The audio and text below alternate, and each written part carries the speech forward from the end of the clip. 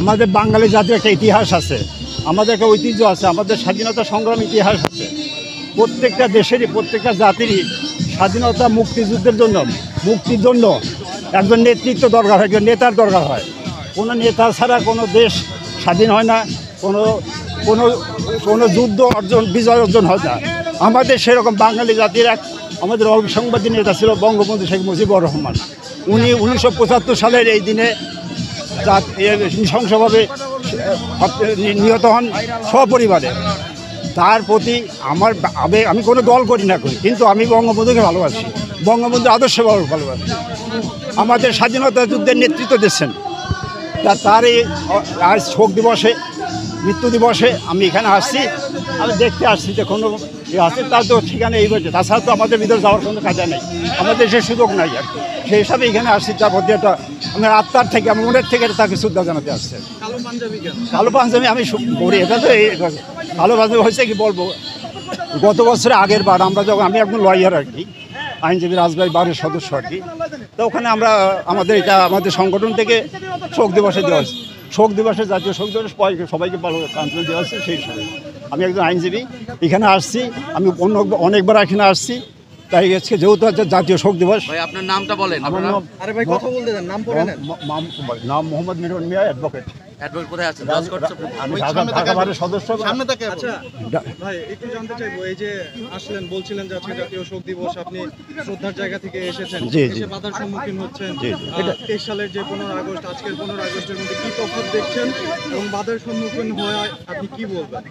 না, আমি একটা বিষয় মনে করি যে আমাদের জাতীয় নেতা বঙ্গবন্ধু শেখ মুজিবকে 1975 15 আগস্ট সপরিবারে হত্যা করছেন। পরবর্তীতে জিয়াউর রহমানকেও, রাষ্ট্রপতি জিয়াউর রহমানকে হত্যা করা হয়েছে সামরিক অভ্যুত্থানের মাধ্যমে।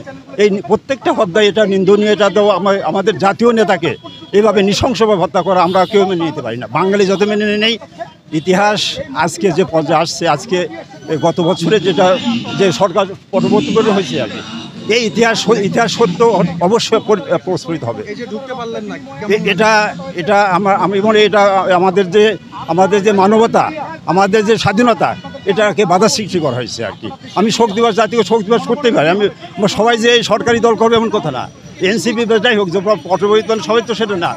বাঙালি জাতির যে ইতিহাস, এটাকে আমরা অস্বীকার করতে পারি না। আমি এটা স্বীকার করি, এটা মানি, এটা মানবো, আমার জেনারেশন মানবে।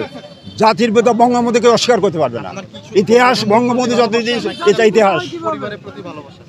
হ্যাঁ, না, আমি বঙ্গবন্ধু আদর্শ ভালোবাসি, আমাদের স্বাধীনতার সময় মুক্তিযুদ্ধকে আমি ভালোবাসি, মুক্তিযুদ্ধের সময় আমি ছিলাম, সেই হিসাবে আমি অবশ্যই ভালোবাসি।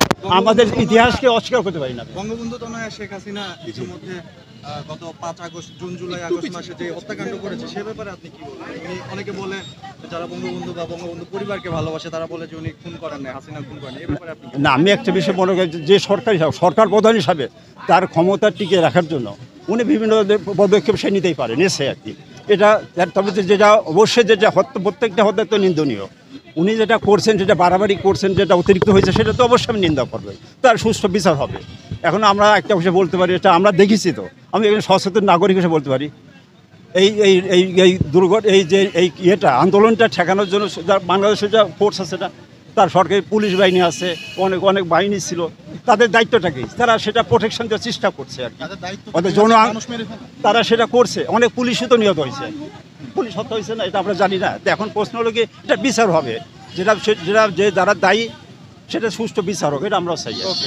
ঠিক আছে, কিন্তু আমার জাতির নেতাকে আমি অস্বীকার করতে পারি না। জাতির প্রতি, জাতীয় নেতাকে অবশ্যই আমি শ্রদ্ধা জানাবো। Thank you.